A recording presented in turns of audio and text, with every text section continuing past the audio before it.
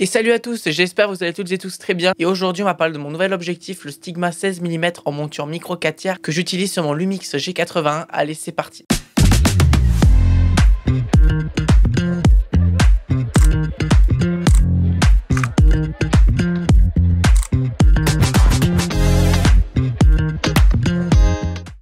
Aujourd'hui, on va parler de la monture micro 4 tiers, mais il existe plein de montures différentes, notamment la Sony E, L-mount, Canon EFM, Canon RF, Nikon Z et Fujifilm X. Et pour rappel, un objectif 16 mm sur une monture micro 4 tiers, la focale fait x2, et donc on a un objectif qui passe de 16 mm à 32 mm, mais ça reste quand même assez large pour faire de la vidéo face caméra comme là. On peut aussi faire de la photo de paysage et du vlog. Mais par contre, si vous faites du vlog, il faut bien prendre en compte le poids de l'objectif qui fait quand même 414 grammes, et on ne compte pas bien sûr le poids du boîtier. Moi, mon boîtier c'est 700 grammes, plus si on rajoute un panneau LED 500 grammes, ça nous fait un total de 1 kg et 600 grammes, c'est énorme. Donc si vous devez tenir votre caméra à bout de bras pendant une journée, ça va être un petit peu compliqué. Donc peut-être pas prendre cet objectif et prendre malheureusement un objectif avec une moins grande ouverture. Et pour la monture micro 4 tiers, c'est le seul à proposer une focale 16 mm à f1.4 pour un prix aux alentours des 410 €. Et vous pouvez l'avoir en dessous des 300 € sur le bon coin comme moi j'ai fait, où je l'ai eu à 260 €. Et après oui, effectivement, vous avez d'autres focales, mais c'est pas des focales fixes et c'est plutôt des focales en général qui font plutôt du 12 mm voire du 24 mm, et donc c'est pas des ouvertures aussi grandes comme là on l'a en f1.4. Bon allez, pour commencer, on va parler de l'image et notamment du focus. Vu que l'ouverture est de f1.4, le focus est naturellement plus précis et donc aussi plus sensible. Et avec une bague de focus vraiment fluide, on peut vraiment être très précis et c'est vraiment très agréable à utiliser. Par exemple là, si je vais faire la mise au point directement sur Robator, voilà, vraiment être net. Et pas commencer à partir trop et à revenir faire des va-et-vient.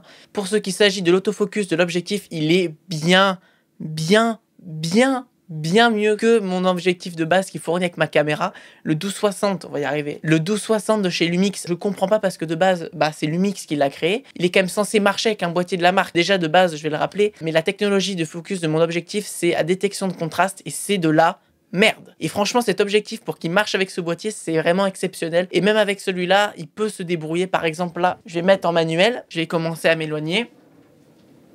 Ça va, il suit. Vous voyez, ça fait quelques petits va-et-vient.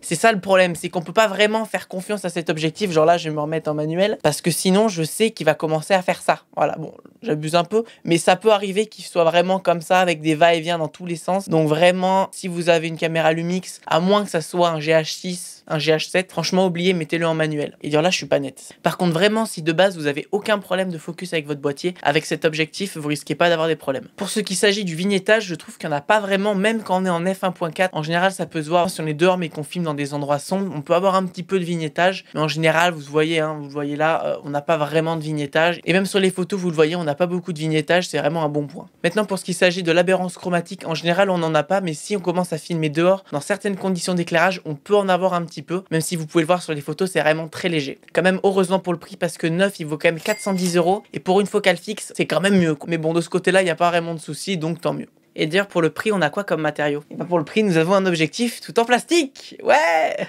Et pour le prix, nous avons un objectif tout en plastique. Alors bon, après le plastique est quand même de bonne qualité, c'est pas un objectif nul comparé à celui-là, quoi qu'encore celui-là, ça va aussi.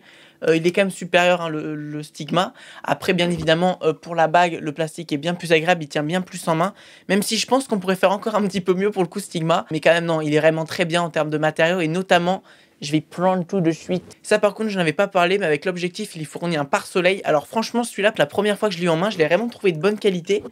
Et même si je le compare à mon autre objectif, il est vraiment de bonne qualité je trouve. Et même les finitions sont bien. Par contre je comprends pas, mais c'est une horreur à enlever. Quand il est mis... faut mieux qu'il reste. On se retrouve quelques jours plus tard car j'ai oublié de finir de tourner la fin de la vidéo. Allez, c'est parti pour la conclusion. En conclusion, si vous cherchez un objectif pour faire de la photo, vidéo et vlog, vous avez de quoi faire de très belles images. En plus, en f1.4, on a un très bel effet bokeh qui saura bien ressortir votre sujet. Et en plus, cet objectif a un très bon autofocus si vous avez un bon boîtier en face. Cet objectif, il est quand même plutôt beau et si vous avez un beau boîtier en face, il saura bien mettre votre boîtier en valeur. Mais attention toutefois car l'objectif est quand même lourd. Donc si vous faites du vlog, faites attention au poids. Et franchement, si vous l'avez à un bon prix comme moi je l'ai eu à 260 €, vraiment foncez, c'est un super objectif et au pire vous le revendrez au même prix. Et voilà, j'ai tout dit sur cet objectif, prenez soin de vous et nous on se retrouve pour la prochaine vidéo dans à peu près 2-3 semaines. Allez, salut les gars.